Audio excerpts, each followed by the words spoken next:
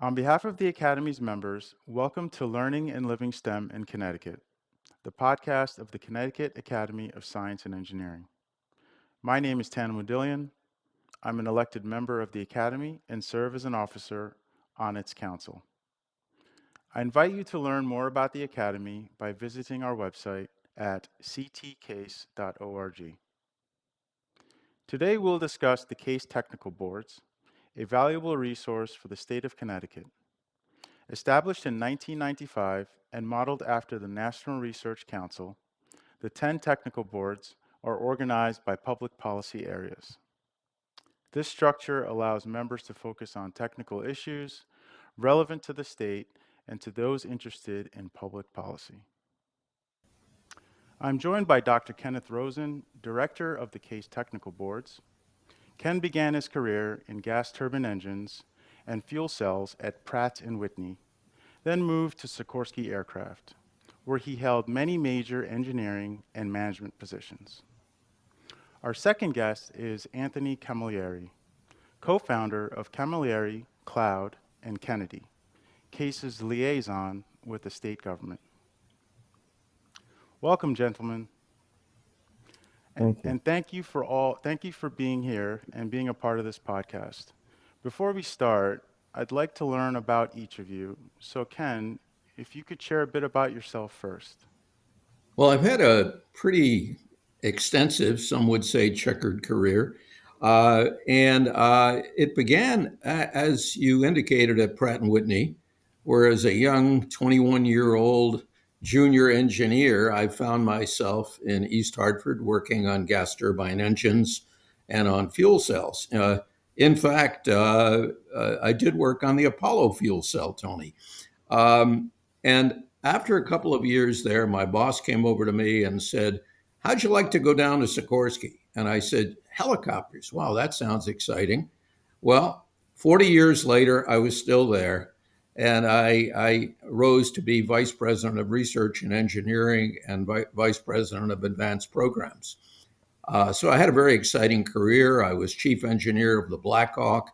I led the teams that developed the S-76, the Seahawk, and the Collier-winning S-92 helicopter that President Trump is now flying around in, and of course Comanche, which is perhaps the most advanced helicopter ever designed. Unfortunately, the Army decided not to proceed with it.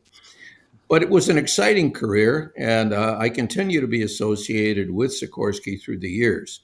After my retirement, I ran a very small 200 people company in Vermont called Concepts NREC, a company that was committed to small gas turbine engine design and even rocket turbo pumps. So that was pretty exciting. Following that, I finally decided to try to retire. That didn't go too well. And I've run a consulting business now for over 20 years. And I'm president and founder of a company called General Aeroscience Consultants. And we have clients in both government and industry. I've consulted for DARPA through the years, for companies like General Electric, Sikorsky. And now I'm spending a fair bit of time on these new electric aircraft and emerging eVTOL aircraft that promise the world of the Jetsons. It may yet come, and I'm excited at age 85 to be working on that sort of thing. So, as you see, I've had a very expensive career of over 60 years. And I've been a member of the National Academy for over 30 years and CASE for over 30 years. And I'm a fellow of quite a few societies, the American Society of Mechanical Engineers, the American Institute of Aeronautics and Astronautics, the Royal Aeronautical Society, Society of Automotive Engineers, and I'll just stop right there. So I'm very proud to be in this function at the Academy, and I see an exciting future for the tech boards, and I'm really pleased to be the leader. Yeah, thanks, Ken. Your extensive background is definitely a great attribute, and we're grateful that that you're taking the lead here. So Tony, how about you? Yeah, it's always difficult to follow Dr. Rosen, but I'm going to give it a try. Um, all kidding aside, I started my career working for an engineering firm, and I thought I was going to be on that path of engineering. I enjoyed that for a few years after I got out of UConn. And one of the functions that the engineering firm had me work on was the design of a convention center in Hartford. And what that also entailed was um, some of the folks coming up to the state capitol and testifying at public hearings and about the project. And I was asked to present from the design side, and I did that. And I got to see how government worked. And I met my future boss there at the state capitol. He was a state senator, and I was offered a job, and I that was the end of my engineering career. So, um, but happy to say it was the beginning of my government career, which I was very fortunate and blessed to have. Um, I spent about 6 years inside the state legislature here in Connecticut working as a senior advisor to the state Senate President pro tem and the state Senate Majority Leader. And after a period of time, I left and was working with my old boss in an engineering or in a government affairs firm.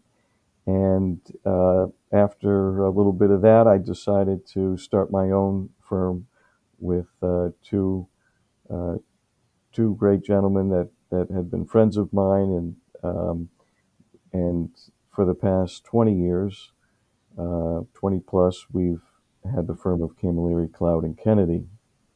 So, um, I find that my work is always a challenge and always exciting. I do mean this sincerely when I say that I get to work with people like Ken that are from a completely different area that I'm from, and I get to understand their perspective. In this case, Case's perspective, and working closely with the executive director and with Ken and some of the others on the board and on the council, and it's just fascinating. And so have enjoyed this experience, and I can go into a little bit more as we go on. So, Thank you, Tony. Really, okay. really appreciate having you on, and you are another great, vital asset to Case. So thank you so much.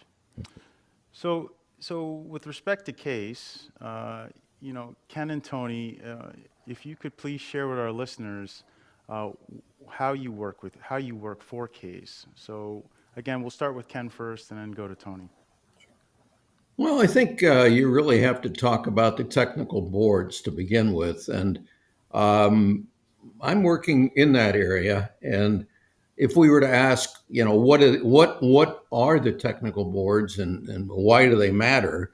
In my mind, the case when an individual becomes a member of CASE, he or she is assigned to one of the case committees, one of our case boards, and we have quite an option there. Uh, if, for example, we were to assign them to the wrong board, we would change that over the coming period. Some of the boards that we have include agriculture, biomedical research, communications, economic development, education, energy, environment, public health, technology, and transportation. Um, Now, each committee is chaired, uh, has a chairman, and each committee has a vice chairman, and they serve for 2 year staggered terms. Um, and I think it's important to understand that these tech boards, well, they serve as a forum for science and engineering technology based issues.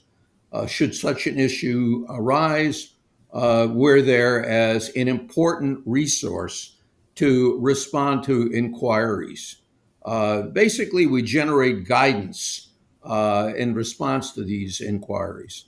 So you might say that we, the tech boards, are the prime source of case expertise, and that the input we provide, I think, is representative of the fact that we have within our membership some of the state and the nation's leading technology and scientific experts. So I think the case boards are really exciting and very relevant. Tony?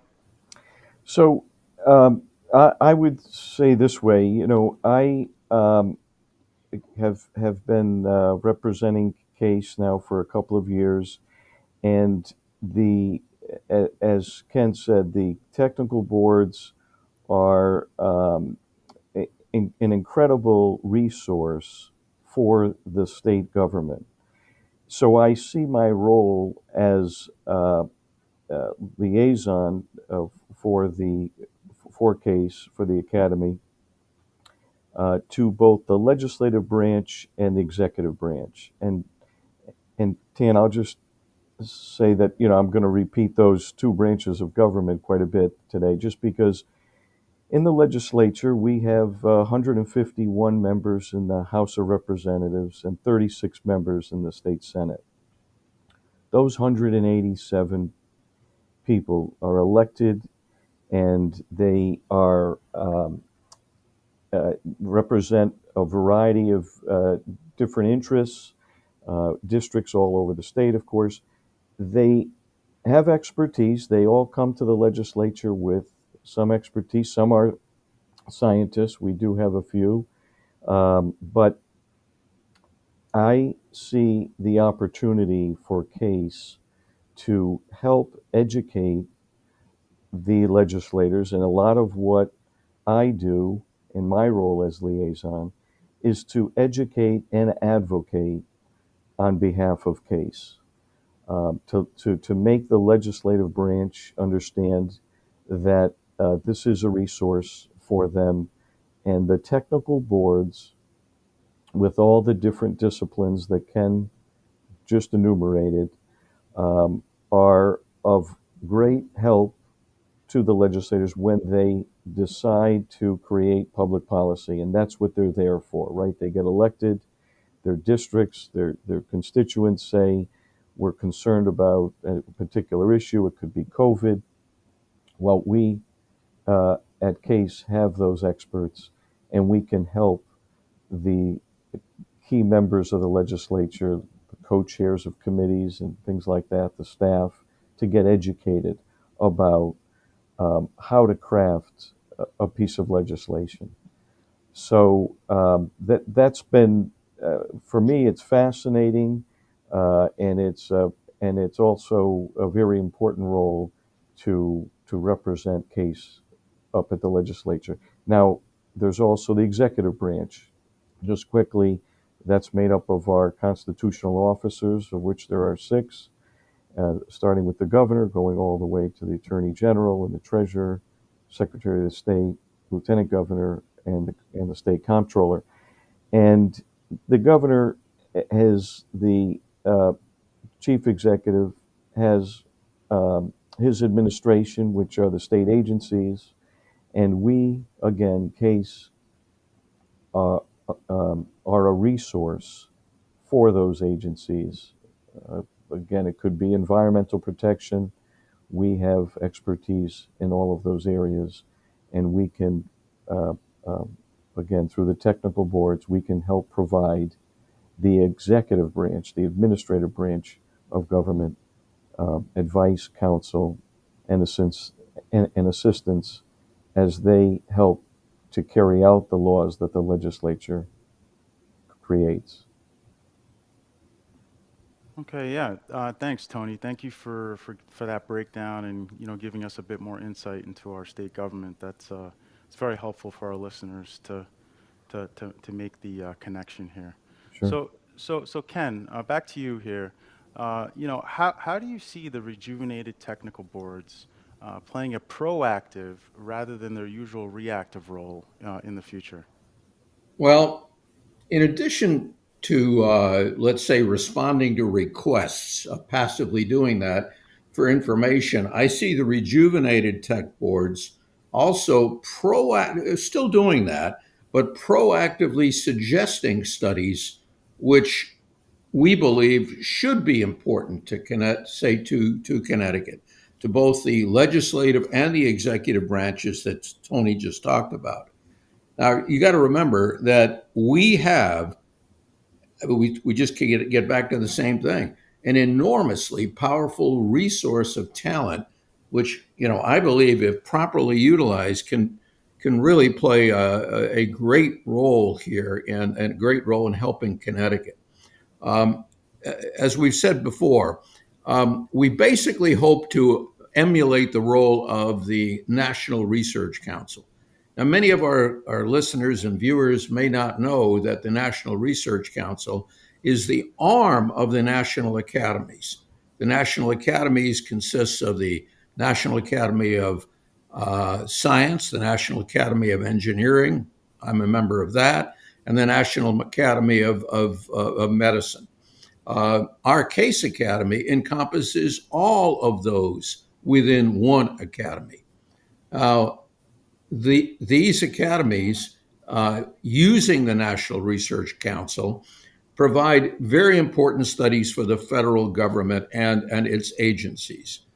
It's my hope, it's our hope, that we're going to continue and increasingly provide that kind of help to the state of Connecticut. For example, in past years, recent years, I've served on National Research Council committees. One was put together by NASA to study autonomy research directions in civil aviation. That study was viewed by literally thousands of people and was extremely helpful to NASA in developing its research program. Another example was one that we did for the Army Research Lab to determine whether or not the work that they were doing in propulsion research made sense for the future.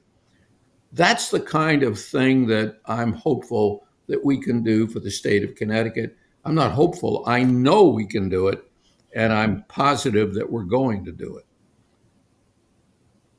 Yeah, thanks, Ken. That makes perfect sense and is very straightforward. So I really appreciate that. Tony, just piggybacking off of what Ken just mentioned with the rejuvenation effort, how does your role complement this rejuvenation effort for the technical boards?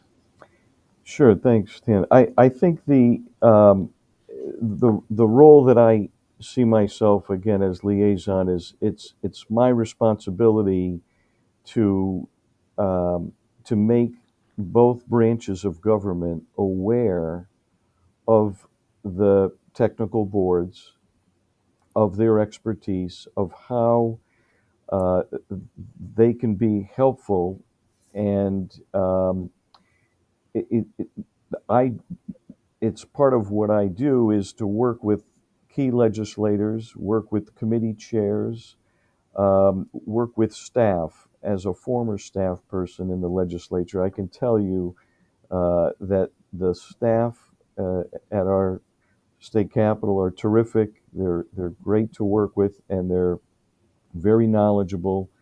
And again, with a part-time legislature that we have, 187 total in House and Senate, that's a lot of people, and so the staff become very important to us.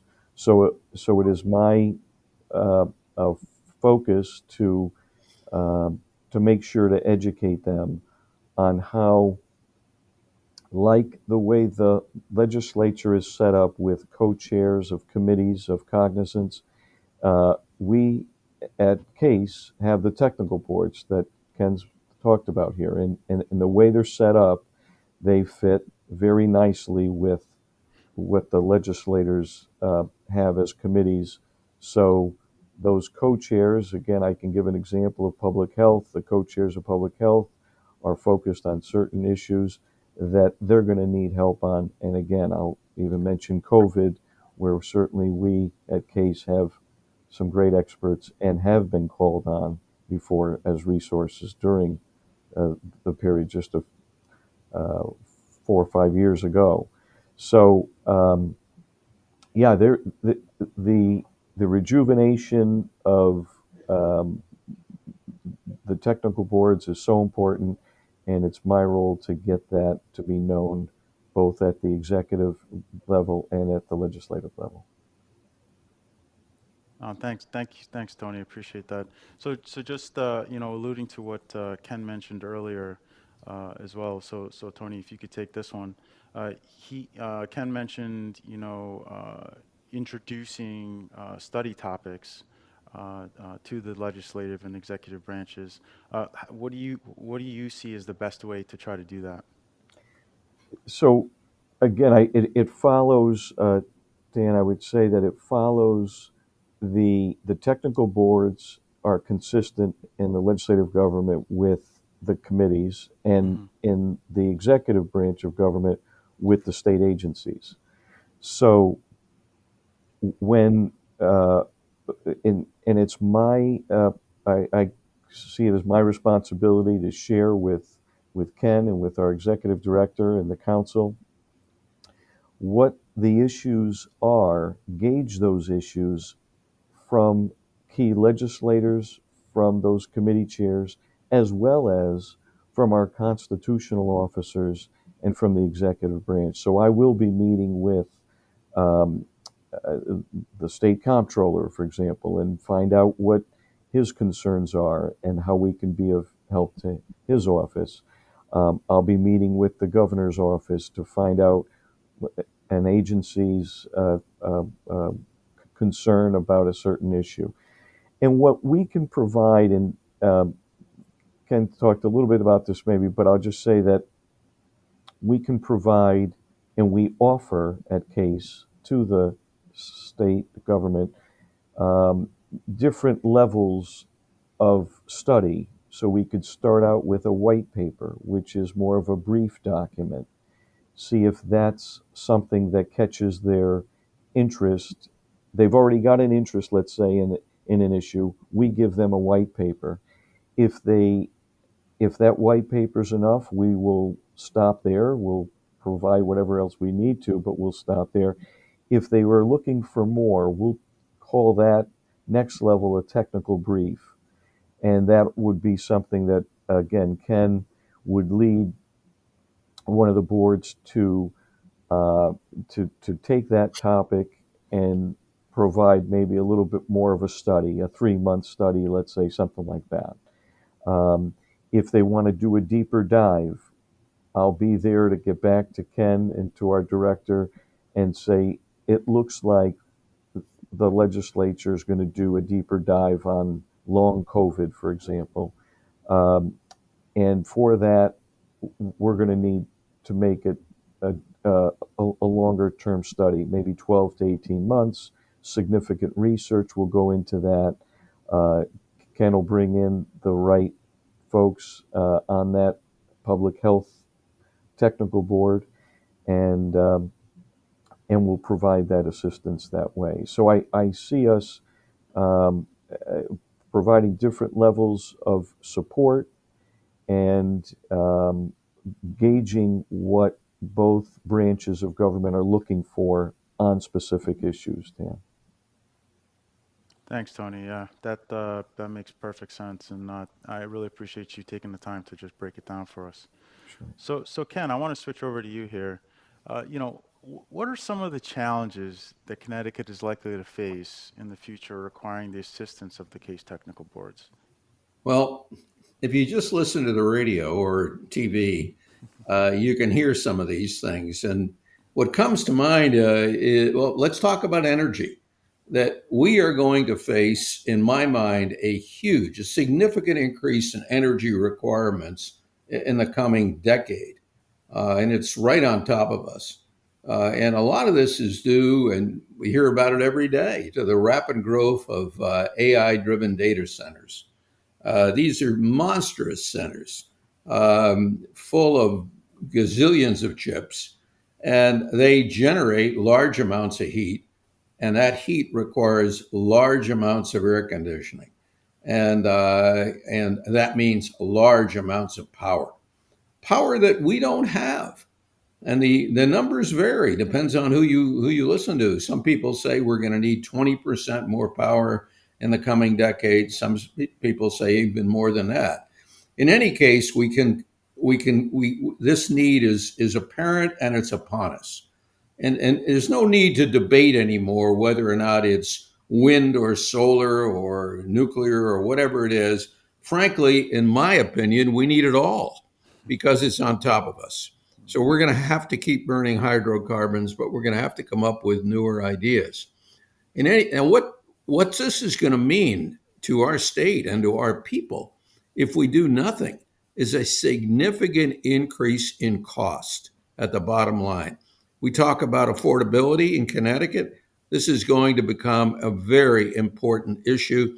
And in fact, it may become a very serious political issue. In response to this point, I'll give you an example of one of the things we've been thinking about.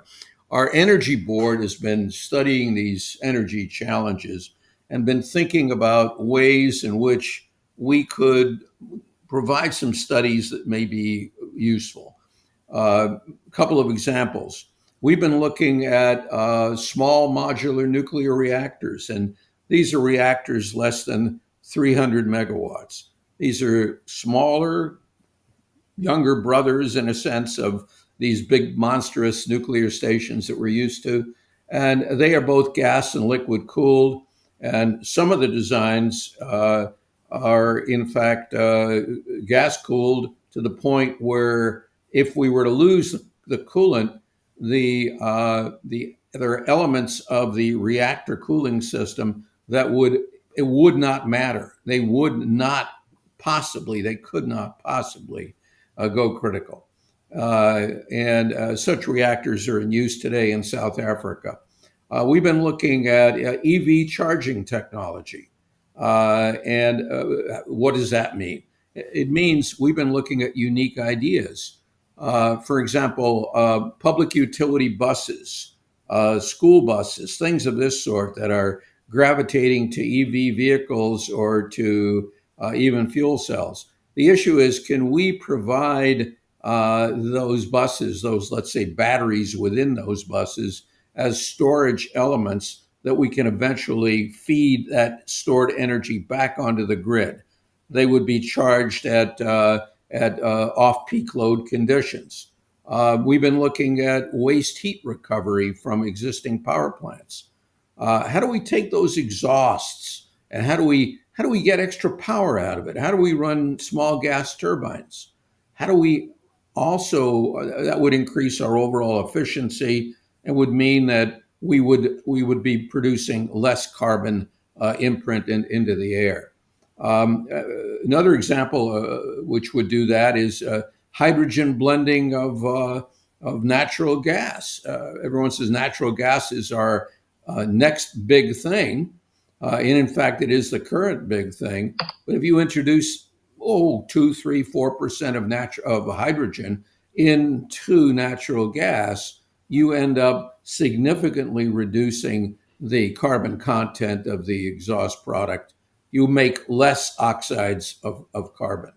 The hydrogen itself could be produced at off energy peaks by electrolysis. We would then use that hydrogen, as I said, to blend with the natural gas and to decarbonize it. These AI opportunities, these AI situations that are upon us, the question in my mind is Connecticut ready? Are we ready for this thing? It's on top of us. You could say the same thing about the nation. But certainly Connecticut. We have a very skilled white collar workforce as well as a very skilled blue collar force. The white collar white force is not used to changes. It's not used to being replaced by this AI revolution. So there are significant risks to the Connecticut Academy and to jobs. We certainly could study that for the government and assist them. What kind of education and training is needed? Are our people ready? Do we have the right vocational training as well as perhaps more formal post secondary school training? Those are questions that we certainly can address. Um, Another area that we many of us feel is on top of us. When you get into Connecticut, if you've made a drive, you notice that our highways are kind of a little bit choked. And if you drive in from having driven up the rest of the East Coast. And the question is, what can we do about that? Uh, can we improve our rail? Can we continue to electrify our rail system and expand it? Could we even expand it to the airport? There's a whole lot of thought there that is being talked about and reviewed by members of our transportation board. Um, as I say, autonomy is upon us, but not only in cars, trucks. Autonomous trucks are coming, and in fact, there are several companies already doing that, and bringing the autonomous trucks down our highways, perhaps picking up a manned driver at one of our service facilities. Are we ready for that? Are the safety provisions in place? Is the infrastructure in place to do that? And as I said at the beginning, I personally am involved in these electric aircraft, these eVTOL aircraft. They take off vertically. And the plan right now is to have them flying at the Olympics in Los Angeles and in Miami within 2, 3 years. This, there's plans afoot to put them in the New York area. They're going to require facilities. These facilities are called vertiports. Are we ready for that? What kind of safety provisions do we want in the state of Connecticut to handle that sort of thing? I'm not sure this is all thought out yet. We talked about hydrogen. Well, we're moving as a nation, we may not realize it, but we're going to be moving into what I call a hydrogen economy. And Hmm. the hydrogen economy may, in fact, be what powers our engines. It may not just be lithium batteries. We may be running internal or pressure combustion engines with hydrogen. In fact, my old company, Pratt& Whitney, has already experimented with running aircraft engines on hydrogen. Well, are we ready for that? Do we understand what's coming?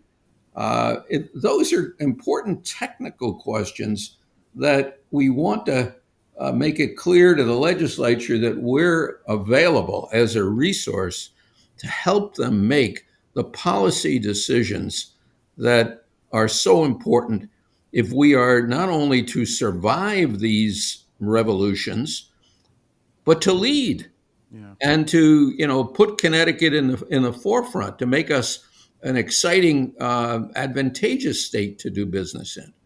So yeah, I see a lot of questions coming up in the near future, and questions which our academy is very well suited to address. Thank you for that, Ken. That was very robust, and yeah, there's Hope I you, wasn't too robust. no, no, you've given us. There's definitely a lot to think about, and frankly, I don't think people are considering as much of the things that you just said. So this is fruit for thought. So definitely appreciate that. Tony, I want to jump back over to you here. Just based off of some of the challenges that Ken mentioned, as our liaison for case to the state government, you know, the technical boards, as we've talked about thus far, remain very relevant and are very important. But with the ongoing changes in Hartford, for example, the regular turnover of elected officials and their staff, how do the technical boards continue to remain relevant?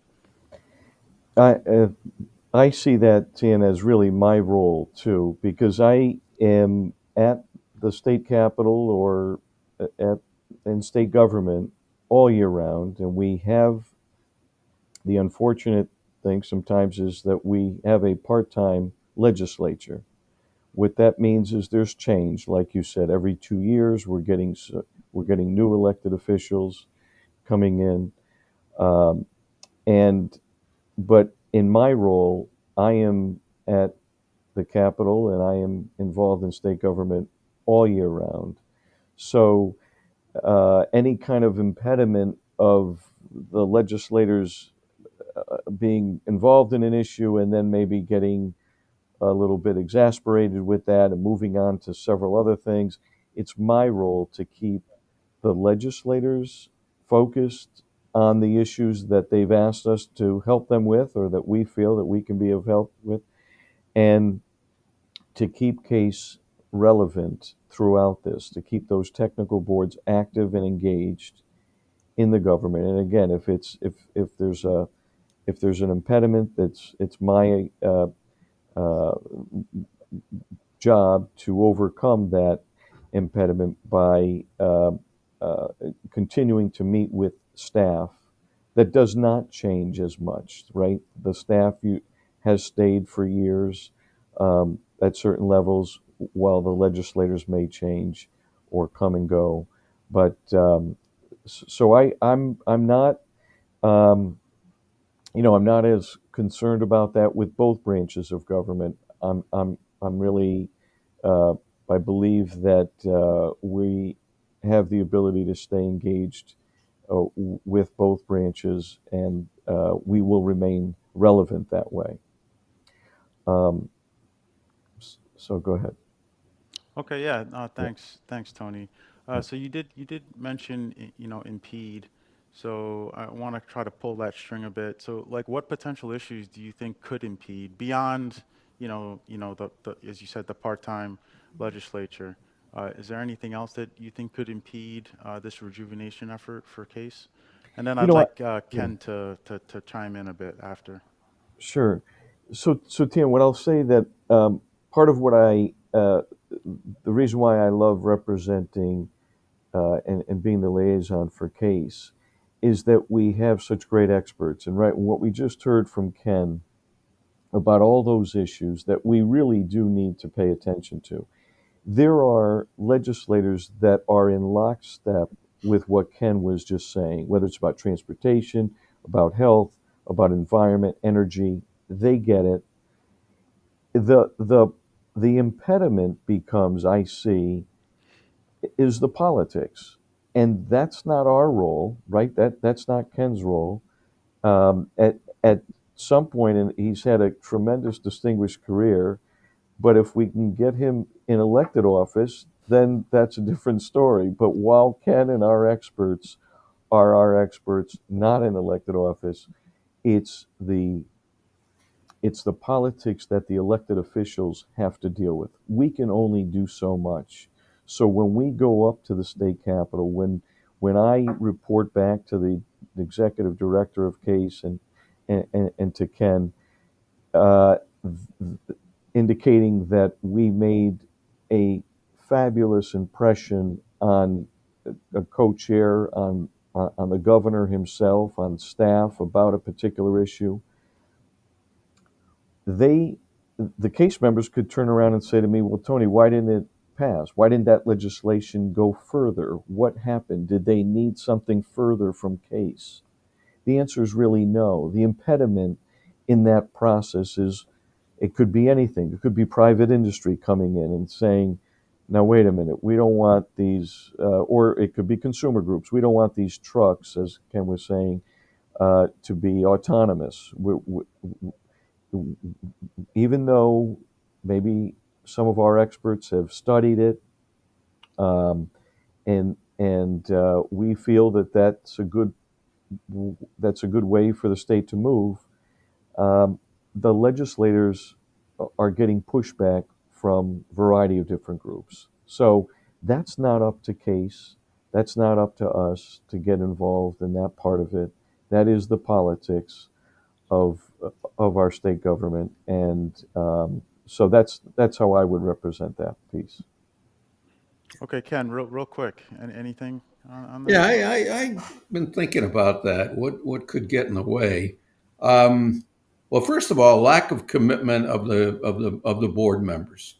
If the members themselves are just not going to see their role as one that requires proactive commitment of service, that could be a very difficult problem, and we're working that. That's an issue the academy is well aware of. Or case leadership. If case leadership, by the way, right now we have huge support from our leadership. Our support is excellent. But let's say a future leadership decided, let's back off. We really shouldn't be that public, shouldn't be trying to make it clear to the state that we're the people to go to. We should wait to be called upon in a passive way. Or let's say our communication with state government through our government representative was poor. Let's say we happen to have an excellent leader in Tony, but let's say we didn't. That could become an impediment, a very serious impediment. So Tony is very important in this plan. It cannot succeed without him. And then let's take the public. And in fact, podcasts like this will help. The issue is public realization of what cases, what our potential is as a source for expert information. That could become an impediment for us. We really have to continue to work on that. And then, of course, let's say our studies were inadequate. Or people said, after a few studies, these studies are that Case puts out, they just aren't up to snuff, and we just don't think they're the people to go to. So it's extremely important that our studies are peer reviewed, and that they are not good, that they are excellent. Otherwise, that could become an impediment to, as you say, to acceptance. Yeah. No, those are terrific points, and those are things that we definitely need to keep on our radar. And it's always good to self check. So thank you both for those those several points that you just made. Ken, I want to stay with you for this Yeah. topic here. As CASE transforms from a mostly honorific organization, as we've been discussing, to one more increasingly dedicated to serving, as you just noted in your previous your previous narrative. Do you see any changes in the future selection of members? Well, frankly, I do. Frankly, I do. Um, um, I think you have to go back and look at the current membership content. My numbers may be off a little bit, but as I recall, about 2/3 of our membership comes from academia, and quite a lot of it from our great universities, from Yale and from UConn and schools of that stature. And that's great. But many people view CASE as simply an honorarium. Okay, you get elected to CASE, it's a great honor, and that's it. And you add it to your CV or your resume. Well, I don't agree with that, and I don't think that the current leadership of CASE agrees with it. Frankly, you asked the question, so I'll answer it.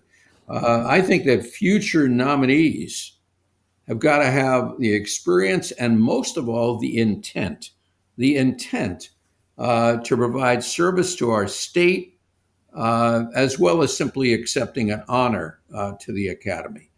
And that's a little different than what we've done in the past. And as I understand it, leadership has taken some steps in the nomination of new members to address this. I think we've got to continue to select highly qualified nominees.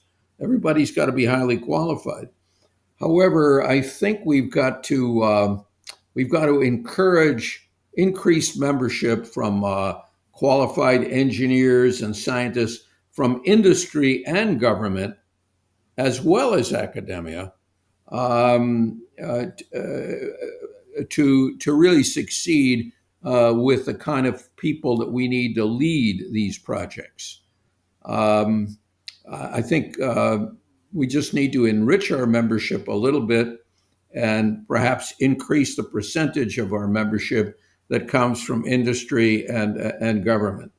Um, and I think we must continue to seek highly qualified and experienced nominees from academia. That I don't want to say that we certainly have to do that, and but I think we want to make it clear to them that hey, if you're prepared to work and be a member of a part of future case studies, well, that's important. And if you're not, well, maybe that has to be considered as we go through competitive selection of membership. Okay. Yeah, I mean, it's definitely dovetails and ties with everything that is necessary for this rejuvenation effort. So that makes sense, and I appreciate that. Yeah, and I Uh, think some of the advisory documents that you and the rest of the leadership board have produced, Dan, and I've read some of those, seem to be moving in this direction, seem to be encouraging people who have managed major projects to come forth. Perhaps they haven't written 500 papers, but in fact they've led projects that have led to millions and in some cases billions of dollars of activity for our state uh, through their technical expertise and their leadership expertise.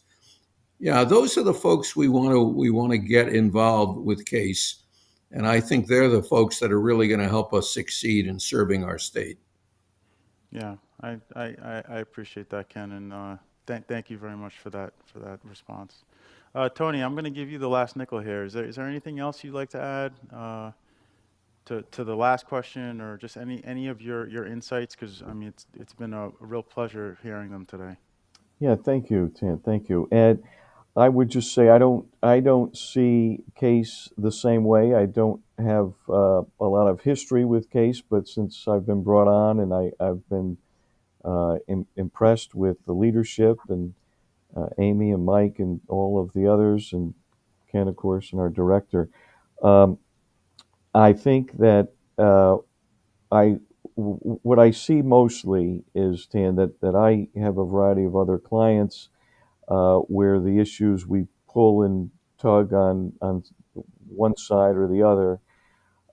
Case is a very unique entity that, as we've said today here, a tremendous resource to the state government. And I'm thankful to be a part of this as its liaison to uh, both the legislative and executive branches. And I am committed to making sure that CASE is at the forefront of helping the state address these issues. And we're not here to debate the issue with the legislators or with the administration. We're here to provide um, expertise, experienced counselors, and advice.